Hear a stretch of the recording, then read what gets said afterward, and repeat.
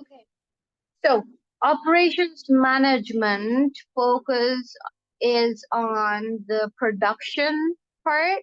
So the production department and how they manage the operations basically. So it focuses on your designing the product, controlling the production, and improving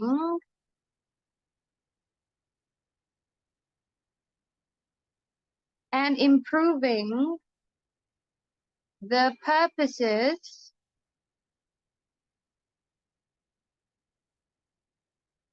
sorry, the process. What am I writing? The process of the production, when you're producing goods and services, right? So the goal of your operations management department is to maximize efficiency and productivity. Can we tell the difference between the productivity, what is productivity and efficiency? Do we know the difference between them, or are they the same thing? Isn't it somewhat similar? Yeah, it could be similar. Tell me how. I don't know, I guess they both depend on like how well the business is doing. But I feel like Mm-hmm. productivity would relate more to like goods and services produced, and efficiency would relate to like the business efficiency, like as an organization. Yeah, but how, if I said define efficiency for me, or um tell me what efficiency is. How could you say, so if I said a business is efficient, what would I mean? Without using the word efficient, explain. How can I say that? How would I assess or see that the business is efficient? You can look at the efficiency ratios. Hmm. Um, Okay. you can see like how effective it is. I don't know, like how competent it is. Okay. I So have no idea how productive. to explain Okay. efficiency without using efficiency in it. Yeah, that's the real challenge, right? So productivity is about how much you're actually producing, right? Yeah. So with the number of employees you have and the amount of raw material you have, how much are you actually producing? How many units did you produce? That's productivity, right? Efficiency is how effectively did you convert your input to output? Now, let me give an example. Let's say, ideally, in an ideal situation, 100 meters of cotton can produce 100 t-shirts. That means one t-shirt requires 1 meter of cotton. And that's an ideal situation. But if I gave a business 100 meters of cotton and 100 t-shirts, two situations. One, business A is labor intensive, and business B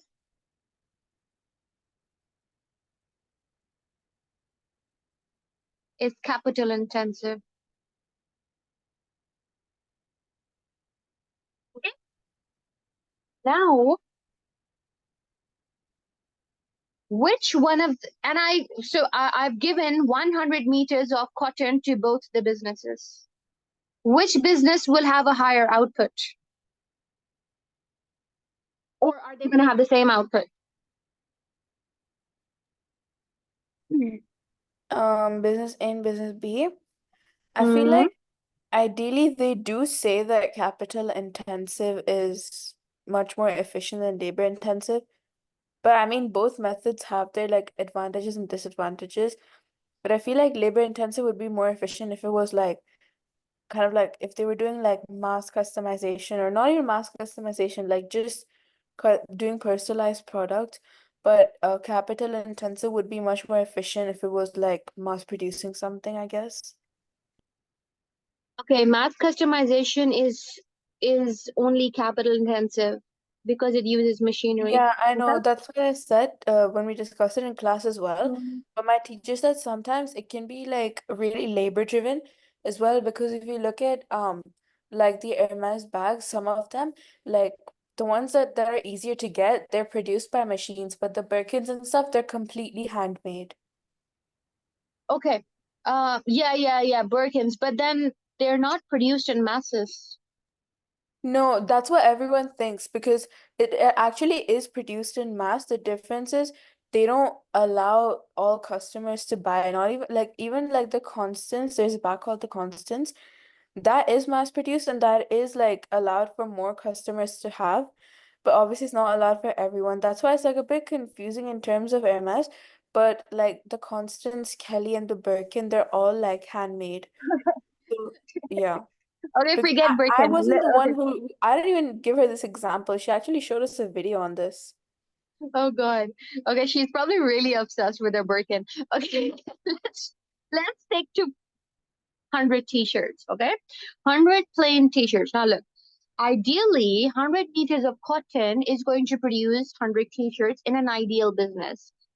But no business, especially a labor-intensive business, if I gave this business 100 meters of cotton, they might end up producing 80 t-shirts. And maybe this one produces 95 t-shirts. Okay? This business is more efficient. Why? Because efficiency in real literally means whether how close were you to actually converting your input to output at 100%. Okay? So a business that converts their input to output with minimum wastage, least defects is the business that is the most efficient. Um, it would be very not true to say a capital intensive business would be more efficient because they have like completely machinery produced blah blah blah, but labor intensive, yes, they can be very efficient because the example that she gave for Birkin, it does make sense. Why? Because the employees that produce Birkins, they are highly skilled. Okay, so highly trained. So same goes for a Rolls Royce as well. So if you have employees working on something with, of course, using machinery and it's more labor intensive, then again, keep in mind that your employees are highly skilled. So they might have a higher efficiency as well. So efficiency, um, in general terms, simply means converting your input to output with minimum wastage and least defects and maintaining that quality you need. A business that is highly efficient is the one that produces with converts their input to maximum output. Make sense? Yes. Okay. So that would be your definition for efficiency and the difference between efficiency and productivity. And that is the aim of the operations management, to maximize efficiency, maximize productivity. Okay.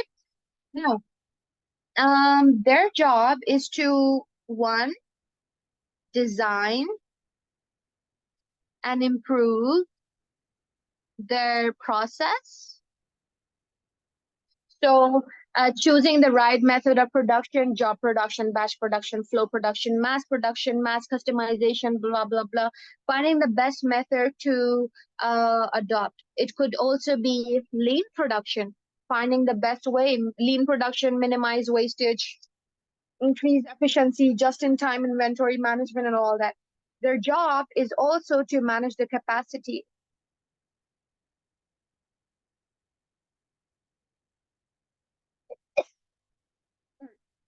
So capacity utilization is also very important. They have that in control. Like they want to make sure that there's no spare capacity or access capacity or working at a full capacity for machinery breakdown. So you want to also manage capacity in order to maintain your cost. Operations department also manages the stock management, inventory control. How much work in progress do we have? How many raw materials do we need to order? How many finished products do we have? And once the products are made, then we look at the supply chain. How does it get to the customers, right? Channels of distribution and whatnot. And then we have maintaining the quality control, quality assurance, total quality management, um, choosing the best method of maintaining the quality. Quality control is checking the quality of the product at the end of production. Quality assurance is checking at the every end of every stage of production. So if I'm a bakery, as soon as I get my raw material, I'm going to check the quality. Once I've made the dough batter for the cookies, I'm going to check the quality. I'm going to check the oven temperature. I'm going to check quality at every stage of production. So that is the difference between quality control and assurance. Yeah. And my target in the operation department will always be Kaizen, which means continuous improvement. And then I will also aim and work towards scheduling and logistics, which involves production schedules, coordinating the flow of materials, equipment, labor, everything to operate and run in the most smooth and efficient manner. Got it? Yeah. All right. Okay. Any questions on this? No. Okay. So let's give you, okay. So I think that's basic stuff. Primary, secondary, tertiary. Do we know all that? Don't need me to go over that, do you? Nope, I'm good with that. Okay. Then comes operations and sustainability. Now, sustainability is something that has become very common and customers have become very aware now. So there's a lot of factors that encourage a sustainable operations management. Um, Environmental factors. Um, in terms of environment, sustainability. Number one, environmental.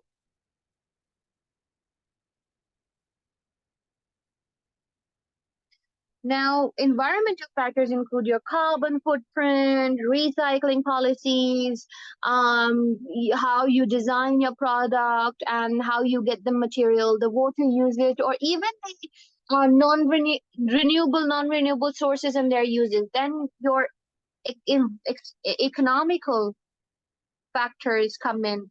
It's more about your production budget, focus towards minimum wastage, improving your efficiency, and so on. And then your social factors is ethically working in such a manner that your employees are not ethically influenced, providing your employees with decent working conditions, ensuring that trade unions are happy.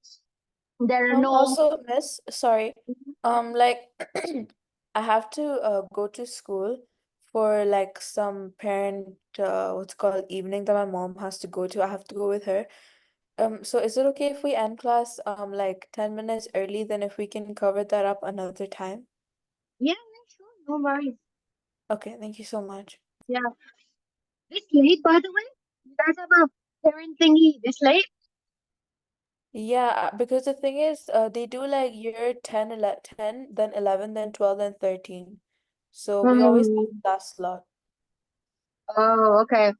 Your school never sleeps. My school like needs better management. Like of all the organization, they should learn how to lean manage. Okay, okay, okay. Okay, let me just quickly then try and wrap up my chapter before we end the class. So social factors, your pressure groups. Do we know what pressure groups are? Greenpeace. Yeah, aren't pressure groups, we went through it in marketing, right? Like when they review their product. Yeah, pressure groups. Well, so when you're producing something, or you're producing in such a way that is damaging the environment, the pressure groups are those groups that are going to take action against you. So they're going to start protesting or boycotting your products. The pressure groups, pretty famous one is Greenpeace that I know of in the UK. So we want to work in an environmentally friendly manner or in a social manner that does not damage the local community, affect the local community, does not negatively influence the workers, and so on. Um, how can you bring in sustainability within the company? You can do that through green supply chain.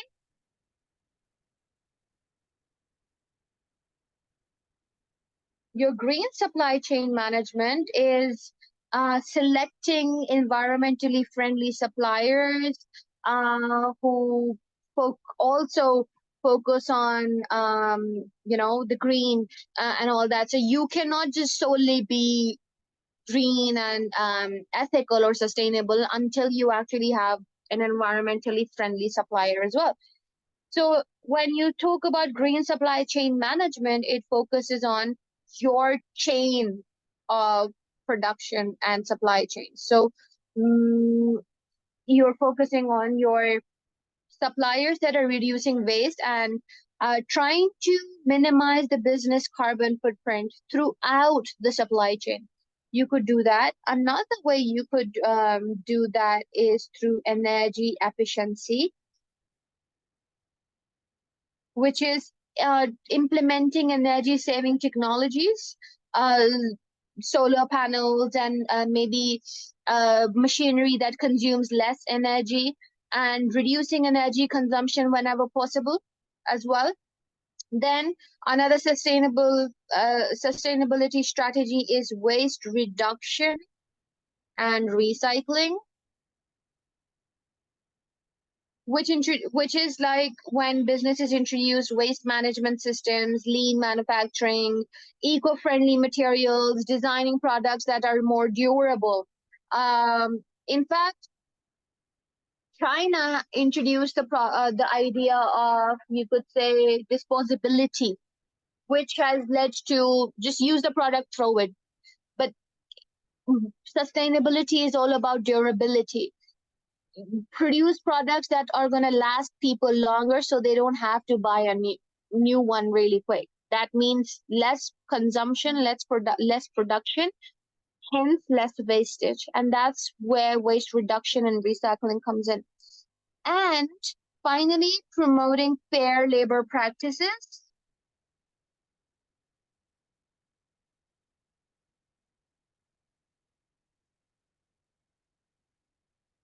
which focuses on ensuring healthy and safe working conditions, providing employees with they're safe, fulfilling their safety needs, having first aid around the organization. If you're a factory, providing your employees with safety gear, flexible working, giving them ample breaks, giving them a work-life balance, providing them with training so that they know what they're doing. So their emotional motivation, for instance, Google is a really good example. They give you free food, and there's also nap pods in on site in their office at Google. So, and did you know about China introducing an unhappy leave? Like if you're not feeling happy, Yeah, you can I just heard take a about that. leave. Yeah, those are just promoting fair labor practices. So that would be me not going to work every day because I'm never happy. That's So, so true. so, you know, these are all your operations management and their strategies of working uh, and operating sustainability. So sustainable strategies. Okay. So this is the end of the operations management chapter. So um that's it. What else? Anything? You did not understand anything you want to ask? No, I understood everything. Okay. Because if I start operations methods with you, I won't be able to finish it for you to leave early. Do you want to leave now? or should I just Uh, start operations management? I don't want to rush the thing. yeah, I don't want to leave it halfway, so is it okay if I like leave now? Yeah, yeah, sure, you can do that. Let me send you today's notes and Yeah, then we can, yeah. All right then. Good luck. Have fun at school. it's not really fun. I'm just gonna tell us what more deadlines we have. Oh my days. God, too much pressure. Okay, see you. Okay, thank you so much. Bye bye. No worries. Bye.